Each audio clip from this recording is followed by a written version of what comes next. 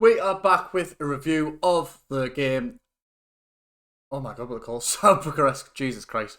South Bucharest v Manchester United. It was away from home. It wasn't really a must win, but we did the job.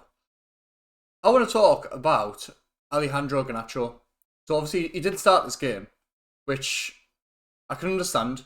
He's on a bit of form, saving his legs for the Premier League. That's where we need the points. This is where we need the run. This is where we need the form. But what a difference he made when he came on. It was so pedestrian. It was so slow. It was so lackadaisical. It was so boring. Again, boring. It's becoming a common theme with Manchester United. As a fan, I've watched good, bad, and ugly Man United, and this team is boring. I could do another video about how good Bruno Fernandes is, but even I'm getting a bit bored of saying how good he is and saying the superlatives of Bruno Fernandes. He is unbelievable. Like, he is really, really, really unbelievable. But, like I said, this is about Garnacho. So, Alejandro Garnacho came on in the second half, or for the second half. And he was direct, he was quick, he worked hard. Amram before the game came out and said obviously he's got a really high ceiling, really high potential. He hasn't reached anywhere near his potential yet, which, considering he's our best striker, maybe I'm mad. Don't tell Ahmad I said that. Don't tell Ahmad I said that. But considering he is the most productive, the most skillful, the most direct player, or one of them, in our team, it was baffling to me that we were on about selling him, to be perfectly honest with you. Like, I am a bit biased because I do love him, but it's just a bit bizarre when you've got the problem with Anthony, obviously, who's left now, with Rashford, who he's still alive. Who knows? Do you know where he is? Me neither. Garnacho steps up. He works hard. He plays hard. He's not as clinical as he should be, but when he does get the chance, you've got a little bit of confidence in him scoring. You've got more confidence of him going through and scoring than you do our strikers, which is not good in any way, shape, or form. It's really, really not good. But I just want to be shouting out to Alejandro Garnacho saying, please stay at Man United, because I do absolutely love you. That's that out of the way. Secondly, Bruno Fernandes, obviously, I meant to touch at the start. Another captain performance, another unbelievable performance, linking up the play. Played a little bit deeper behind Kobe and Jesus, wouldn't think I've just watched it. Anyway, behind the 2 10s, and again he just turns up, doesn't he? He just turns it on when you need it.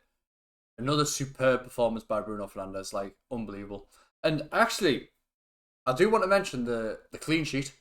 I do think this is a massive decision for Amram, because the United fans that I know are like me, and obviously I've shown my opinions on this channel many times about this person, but Andre Onana shouldn't be our number one goalkeeper. And I'm going to say that now. I know Bayendier comes in cup games, comes in Europa, and he did have his chance against, I think it was Tottenham, and got chipped off a corner. So it's not a good start.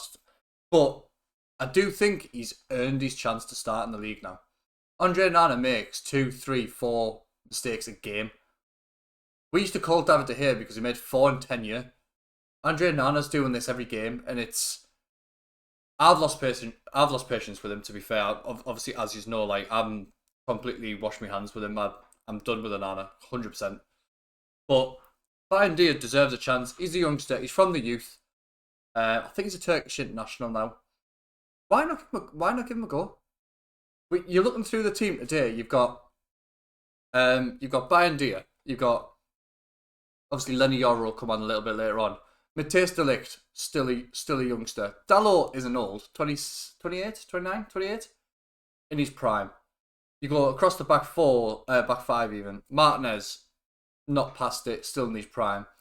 You've got Mazraoui, who we've just bought, who was outstanding. Fair enough, he's struggling with form recently, but he's a good player. We know he is. Our midfield today was Bruno, Kobe, and Toby Collier. And we're wondering why we've seen a little bit of improvements. we're playing the youth and we're giving them a bit of a chance, and they're fighting for the shirt, what other players don't do. Obviously, going up further up on the pitch, you got Ahmad, who's unbelievable, who came on.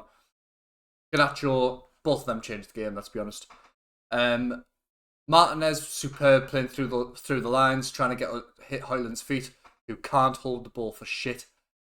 And it's starting to annoy me, but I do like Højlund. I think he does have a chance, but I don't think he's our starting striker. We do need someone else to come in and maybe him come on and sort of, when they're tired, maybe get him behind, press a little bit, use his legs, use his pace. But yeah, that's for Amram to decide at the end of the day. But good team selection. I was quite happy with the team selection. Good performance. Kept the ball really well. Possession-wise, it was really good. We kind of kept the ball, moved them side to side, and then that killer pass by Bruno, by Martinez, by the switch of play, I thought was pretty good. I know they're not the greatest team in the world, but you can only play who's in front of you. You can only beat who's in front of you, and that's exactly what we did. So I'm actually really happy with the win, with the clean sheet, with the form. That's 3 in a row, 3 wins in a row. Going into the league against Palace, I think it is. Palace aren't an easy team to play, as we know in the last 2-3 years. They're not an easy team to go and play, but I think we're starting to build a bit of momentum. I think that's the main word, or the key word, for this game. It was a chance for us to get a win under the belt, another win under the belt, and just carry on going and try and sort of fit a system, fit a way of playing, fit an idea that I don't really think we have yet, to be perfectly honest with you. You can see little bits and pieces of flashes. Last 20 minutes today when we're popping it around one touch. This is what we've been crying out for 3 years. But it's against a poor side. It's in Europe. We were already 1-0 up. That kind of thing does play. They kind of set off a little bit. They lost a bit of hope and stuff like that. So it's one of those things that I've got faith in the manager. Hopefully you've got faith in the manager. Let's stay behind him. Let's see what we can do in the next couple of games. Hopefully we can build a little bit of a run. We can get rid of this shocking Premier League form. Because I live in Newcastle and I can't deal with Geordies saying how crap we are. I really, really can't. It's doing me head in. Especially when they're above us. So, key word for this, momentum. Second thing, Bruno's amazing. Third thing, don't sell Garnacho. Fourth thing, give it a little man, and he is unbelievable. Amad Diallo is incredible. But if you've made it this far, please do stick around in the coming weeks, or the coming months rather. I've got a massive announcement for you if you are sort of watching to the end. It's only for people who follow me and comment as well. So do both, and I promise you, well, you will like it. I promise. Trust me? Yeah. Right, anyway, right, I'm going to call it a day. Thank you so much for watching. I know it was a short one, but it's like I say, it's another Europa League. I'm just working a lot at the minute, so I don't get a chance to do it every midweek or every weekend. But I do the ones I can. So I will be back on Sunday. My little one's come to see me, but I can do that when he goes. But yeah, in a bit.